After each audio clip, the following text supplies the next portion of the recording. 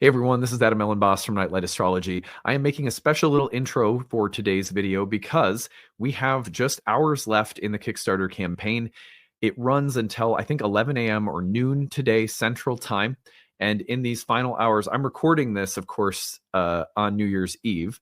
But I'm recording this because as of the time I'm recording this, we are very, very close to the finish line. And so I'm making a special intro today to say it is probably going to be the case that as of this morning, New Year's morning, that we still need a push between now and noon when the campaign officially ends. So if you have not yet backed the channel, I'm going to tell you how to do so. You can click on the link to the Kickstarter campaign that is found at the top of the comment section, pinned to the top in the description of this video, or head over to nightlightastrology.com and click on the 2025 Kickstarter campaign. Our goal is to get to 1,937 backers. Typically on New Year's morning, we've already reached it in previous years, so I've never made a video plugging the final 4 or 5 hours of the Kickstarter campaign, but we're that close. And so I'm making this little intro to just say, hey, if you haven't donated yet, please consider pitching in. $1, $5 helps us cross the finish line and meet that backer total. I'm suspecting that we will not have crossed it yet, but we will be very close based on how I'm tracking things here on New Year's Eve. So I'm making this little intro to make one last call in these final 4 or 5 hours. By the time you're watching this later on the day, it might already be over. But if you haven't yet donated, please consider supporting us. There's great rewards available when you support the channel. And also, we want a big thank you to everybody who's already pitched in. As of the time I'm recording this, we're getting closer to 1,800 backers. That brings us within about 100 or so of our goal. So I'm hoping that this morning we can cross the finish line. Thank you so much again to everybody for making this channel a success, and I hope you will enjoy today's video. Hey everyone, this is Elenbaas from Nightlight Astrology. Happy New Year, everybody. We are officially into 2025. It's kind of hard to believe that another year has passed. I feel like the older I get, the quicker time moves. I'm sure that other people have that experience. But anyway, today what I want to do is take some time to preview the major astrological transits of the year ahead that I will be looking at on my channel. Now, I want to make it clear that this is not an in-depth treatment. I reserved that for the exclusive content that I made available through the Kickstarter, which, by the way, is still available. I'll tell you more about that in a second, about how you could pick up that video with the full content if you wanted to. Today, what I want to do is basically just name the transits that we're going to be looking at as the year goes on. Eventually, we will cover all of these transits in depth. So today is just here's a little list of what's coming in the year ahead, and a few thoughts about how we're going to handle the coverage of those things. And I think at the very least, this can kind of get us ready for what's coming, because some people may not even be aware of all that's coming in the next year. So that is our agenda for today. Something really simple for the new year, as I'm also kind of taking a minute to rest after the huge Kickstarter push. So anyway, before we get into it, remember to like and subscribe, share your comments, thoughts, reflections. Love to hear from you. What are you looking forward to this year? Tell us in the comments section. Transcripts of any of these daily talks can be found on the website, which is nightlightastrology.com. Now, look, if you go over to the Kickstarter campaign, although the campaign is officially over, Kickstarter allows people to buy the rewards that we offered as an ongoing sale that we're going to keep open for probably a week. For now, on New Year's Day, if there is something that you really wanted, a gift that you wanted that we offer, although our campaign is officially over, you can still pick up the Astrology of 2025 video where I go in depth into all of this stuff right away, and you don't have to wait for each portion of the year to be covered. You could look at it all in advance in a really in-depth breakdown right now. You could also pick up your horoscope for the year ahead, or any of our class passes, all of those things that we were offering through the Kickstarter. Again, although the campaign is officially over, Kickstarter allows you to keep it open, kind of like a shop page, for like a week or two. So we'll see how things go. I probably will give it like a week. So you could head over there by clicking on the 2025 Kickstarter link on the website here. So anyhow, on that note, what I want to do today is just show you what we're going to be looking at. Now, again, I can promise you that nothing I'm saying today is covered in my video, because I know people are like, I paid, for exclusive content. It is. All we're going to do today is give you a feel for what's coming. And I will not be doing in-depth breakdown of this stuff, but I think it's worth kind of getting ahead of, like what is going to happen this year. So there's 3 categories I have for the major events of the year, all of which I unpack, by the way, in those horoscopes in the year ahead video. But good to look at right now. So here are the major planetary ingresses for the year. I'm going to put them up on the screen. Major planetary ingresses are a huge theme for 2025. I am really, really excited to be looking at this right now. First of all, every single outer planet, if we take into consideration Jupiter through Pluto as an outer planet, they take at least a year to move through a sign from Jupiter onward. All of those planets are changing signs this year. That's pretty remarkable and makes for a kind of mid-decade shift of era and focus that most of us will experience throughout 2025. The major planetary ingresses of the year, of course, Pluto just entered Aquarius. So we know that Pluto's entrance into Aquarius has already happened. It's so recent that I kind of consider it to be an ongoing ingress for the year. Once we get to the end of March, we'll see the first major planetary ingress of the year when Neptune changes signs into Aries. Neptune will change signs into Aries about March 30th into the 31st. Right about that time, Neptune changes signs into Aries. It will then be there until about, I think it's late, let's just see, I think it's late October or November. I'm spacing.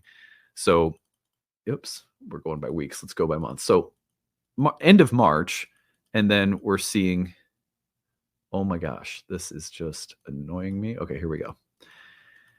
So Neptune does not retrograde out until late October.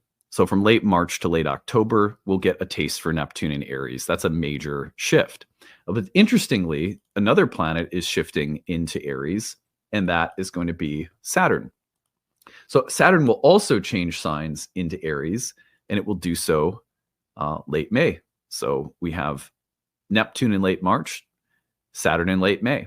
What's interesting is that between those 2 events, we also have a ton of things happening in the sign of Aries. We have a Venus retrograde in Aries taking place in March. So if you go back to the very beginning of March, Venus will turn retrograde in Aries. About a week later, Mercury will turn retrograde in Aries. And then toward the very end of March, on the 29th, just about a day before Neptune goes into Aries, we will also have a solar eclipse in the sign of Aries. So Venus and Mercury retrograde in Aries in March, solar eclipse in Aries at the end of March, followed by Neptune into Aries at the end of March, and then Saturn into Aries by the end of May. So a huge amount of focus on that space of Aries, the sign of Mars and the exaltation of the sun. We're going to be spending a lot of time this year looking at that. So those constitute 2 major planetary ingresses, 1 major retrograde, and 1 major eclipse, all in the same sign of Aries. So that's going to be a big focus for us on this channel in the year ahead. We're also going to be looking in the month of June at Jupiter moving from the sign of its detriment in Gemini into the sign of its exaltation in Cancer. Now that transition happens right on about June 10th. So on that day, we have Jupiter changing into Cancer for a full year, and now in the sign of its exaltation. What's fascinating is that in June, this means that Jupiter and Saturn will square each other, and that square will take place from Cancer to Aries, and that'll happen about mid-June. Now, as if that's not enough action on the year for the outer planets, we also have Uranus moving into Gemini, and Uranus into Gemini is going to take place right here. This is July 7th that Uranus will move into Gemini. Now, what's interesting is as soon as Uranus moves into Gemini, it is effectively in a very close application to a trine with Pluto. That's also going to be a big focus of our year on the channel. Now, as soon as Uranus enters Gemini, it is going to be there from July 7th until November 7th. And during that period of time, the closest that it will get to the trine with Pluto will really be in the month of September, where it's very close to the exact trine. Now, Uranus will then pop back into Taurus for a little bit in November, and then 2026 enters Gemini to stay. So if you review, that's Pluto into Aquarius, Neptune into Aries, Saturn into Aries, Jupiter into Cancer, and Uranus into Gemini. All of the slow-moving planets are changing signs this year. That's why I say it's kind of like an era shift. And we're going to be focusing a lot on that on my channel in the year ahead. There are two major retrogrades I am personally paying attention to this year and will be spending a lot of time with on the channel. And those are going to be the continued retrograde of Mars in Cancer, which takes place early January as it retrogrades back into Cancer from Leo, turns direct in late February, and isn't finally out of Cancer and back into Leo until mid to late April. And so that long period of Mars in its fall in Cancer will really occupy a lot of our focus and attention for the early part of 2026. Beyond that, Mars has an opposition to Pluto that will also take place in late April. That's also a pretty big deal. So the Mars retrograde in Cancer is one of two major retrogrades that I'm really going to be focused on the channel. Of course, we'll always cover the Mercury retrogrades, but they're multiple. And when Venus and Mars are both retrograde in a year, those usually kind of occupy more of my focus as a day-to-day content creator. Now, if we go back to the Aries period, in March, most of March, Venus is retrograde in the sign of Aries, which is the place of her detriment, and she will be in Mars's sign while Mars is in Cancer. That could make for a bit of a difficult Mercury or Venus retrograde because the host of the retrograde is a fallen Mars. However, Mars will have turned direct, and so at the very least, we are now perhaps starting to kind of implement things that have been maybe more difficult a little earlier, say in the months of January and February. Either way, that's going to be an interesting piece of the year. The second part of Venus's retrograde, which starts in late March and continues through April, takes Venus through Pisces, where she's exalted, and she'll be with the North Node, but also with Saturn.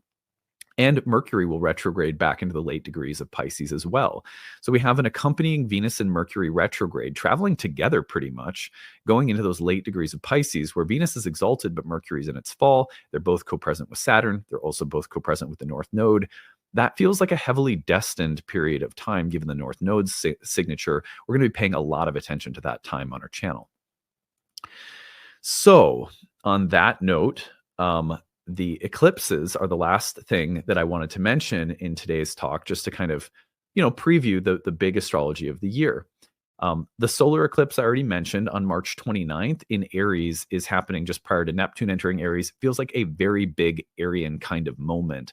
But prior to that, there is a lunar eclipse happening on March 14th in Virgo.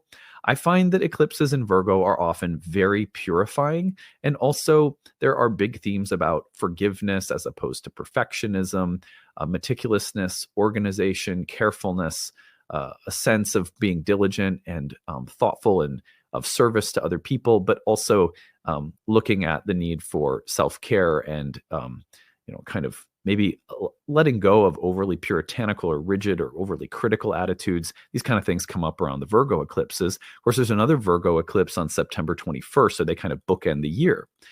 Now, that solar eclipse on the 21st is something we'll also be covering on the channel quite a bit. The solar eclipse is interesting because it's with the south node of the moon, while Venus is in her fall in the sign of Virgo as well. And so it really does feel like a new chapter is beginning as we are also letting go of something from the past. The recognition of things from the past that have sort of done what they needed to do and are being let go of is pretty common for the South Node eclipses. So this should be an interesting eclipse that has a pretty deep feeling of letting go and a detachment and release of old karma around it. Anyway, we'll talk more about that on the channel this year for sure. The other eclipse is the eclipse in Pisces, which is a lunar eclipse in Pisces. And that lunar eclipse is on September 7th with the north node of the moon and the moon configured in an applying trine to its host exalted Jupiter. I love that eclipse. I feel like that one's going to be very constructive and also very fertile and emotional. So anyway, these are the big things that we're going to be looking at on the channel. Jupiter-Saturn square, the Uranus-Pluto dynamic, all of those big outer planetary shifts, some big retrogrades, a series of eclipses that are quite powerful as the nodes are also changing from Libra and Aries into Virgo and Pisces. So this is the kind of stuff that, that you're going to be seeing on the channel in the year ahead. Now, as promised, I'm not going to give away any of that exclusive content. If you want a breakdown of all of these things right now, if you want my analysis on all of those events, you can still go over to the Kickstarter page and use it as a shop, basically, for probably about a week we'll keep it open. I think that's neat that they allow us to do that, because even though the campaign is officially over and all the numbers we had to reach and everything like that is sort of done, um, if people miss the opportunity to buy something they wanted to through the sale, we keep it open for a week. This also prevents us from having to rerun a sale later in the year, which sometimes a lot of people have asked for because they maybe didn't have, the funds available before the end of the year or whatever. So this allows us to also just kind of keep that open rather than running a sale later in the year. So if there's something that you wanted that you weren't able to pick up, including the Astrology of 2025, where I break all of these things down in great depth at the start of the year, then check that out. Otherwise, these are the things we're going to be covering in the year ahead. And it is a real blessing and honor to be able to do this for all of you again. Thank you to everyone for making this year's Kickstarter campaign successful. Deeply appreciated. I think the spirit of this channel is about accessibility and free content that's beneficial for all people. And it just takes a small portion of our audience to see the value in that and to be generous and donate, maybe pick up a gift to keep this thing going. So a big thank you from me, my family, my staff, everybody for making this year a great year. And hopefully this 2025, this new year, will also be really rewarding. I will do my best, I promise you, as a content creator, to keep pouring my heart and soul into this and keep getting better at what I do and keep making sure that this is a solid, safe, meaningful place to take in astrology content in the year ahead. All right. Have a good day, everyone. Happy New Year. Bye.